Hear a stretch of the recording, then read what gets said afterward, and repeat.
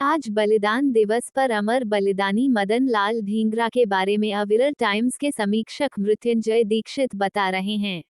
पंजाब का भारत के स्वतंत्रता संग्राम में महत्वपूर्ण योगदान रहा है। यह प्रदेश प्राचीन काल से ही महान संतों एवं शूरवीरों को जन्म देता आया है। इन्हीं शूरवीरों की श्रृंखला की एक कड़ी है अमर बलिदानी मदन लाल ढींगरा। मदन लाल ढींगरा का जन्म अमृतसर के एक संपन्न खत्री परिवार में हुआ था।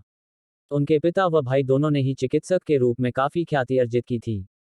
वे बचपन से ही फुर्तीले थे। उनकी प्रारंभिक शिक्षा लाहौर और अमृतसर में हुई।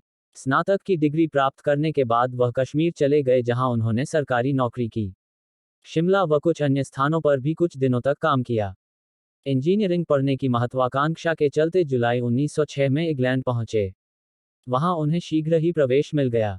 खाली समय में वे लंदन की सड़कों पर घूमा करते थे। उन दिनों महान क्रांतिकारी विनायक दामोदर सावरकर इंग्लैंड में ही थे। एक दिन लंदन की सड़कों पर घूमते हुए मदन लाल इंडिया हाउस पहुंचे तो वहां पर वीर सावरकर का भाषण सुनकर अत्यंत प्रभावित हुए। सावरकर को सुनने के बाद उनमें भी देशभक्ति की प्रबल भावना हिलोरें लेने लगी और मन में यही विचार उठने लगे कि भारत में इस समय केवल एक ही शिक्षा की आवश्यकता है और वह है मरना सीखना, और उसके सिखाने का एकमात्र ढंग है स्वयं मरना। उन्हीं दिनों इंग्लैंड में कर्जन वायली नामक एक ब्रिटिश अधिकारी प्रवासी भारतीय छात्रों की जासूसी करने के कारण काफी कुख्यात हो चुका था। भारतीय छात्रों को उससे इतनी घृणा हो गई थी कि वे उसे अवसर मिलते ही समाप्त कर देना चाहते थे। मदन लाल यह कार्य अपने हाथों से संपन्न करना चाहते थे। उन्हें अवसर भी मिला, किंतु उन्हें इसके लिए बेहद कठिन परीक्षा से भी गुजरना पड़ा। वीर सावरकर ने उनकी कुछ परीक्षा ली, जिसमें वह पास हुए और फिर मदन लाल का पूरा जीवन ही बदल गया। सावरकर की योजना से मदन लाल इंडिया हाउस छोड़कर एक अंग्रेज परिवार में रहने लगे। उन्होंने अंग्रेजों से मित्रता बढ़ाई, पर गुप्त रूप से वह शस्त्र संग्रह, उनका अभ्यास तथा शस्त्रों को भारत भेजने के काम में सावरकर जी के साथ में लगे रहे। ब्रिटेन में भारत सचिव का सहायक कर्जन वायली था। वह विदेशों में चल रही भारतीय स्वतंत्रता की गतिविधियों को कुचलने में स्वयं को गौरवान्वित समझता था। मदन लाल को उसे समाप्त करने का काम सौंपा गया। मदन लाल ने एक रिवाल्वर और पिस्तौल खरीद ली। वह अंग्रेज समर्थक संस्था इंडियन नेशनल एसोसिएशन का सदस्य बन गए। 1 जुलाई 1909 को इस संस्था के वार्षिकोत्सव में कर्जन वायली मुख्य अतिथि था।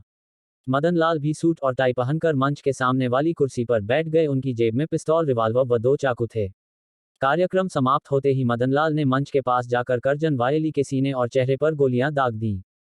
वह नीचे गिर गया। मदन लाल को पकड़ लिया गया। 5 जुलाई को इस हत्या की निंदा की एक सभा हुई, पर सावरकर ने वहां निंदा प्रस्ताव पारित नहीं होने दिया। उन्हें देखकर लोग भय से भाग गए। अब मदन लाल पर मुकदमा प्रारंभ हो गया। मदन लाल ने कहा, मैंने जो किया है वह बिल्कुल ठीक किया है। भगवान से मेरी यही प्रार्थना है कि मेरा जन्म फिर से भारत में ही हो। उन्होंने एक लिखित वक्तव्य भी दिया। शासन ने उसे वितरित नहीं किया, पर उसकी एक प्रति सावरकर के पास भी थी। उन्होंने उसे प्रसारित करवा दिया। इससे ब्रिटिश राज्य की पूरी दुनिया में भारी बदनामी हो गई। 17 अगस्त 1909 को पेंटनविला जेल में मदन लाल ढींगरा ने भारत माता की जय बोलते हुए फांसी का फंदा चूम लिया। उस दिन वह बहुत प्रसन्न थे। इस घटना का इंग्लैंड के भारतीयों पर इतना प्रभाव पड़ा कि उस दिन सभी ने उपवास रखकर उन्हें श्रद्धांजलि दी।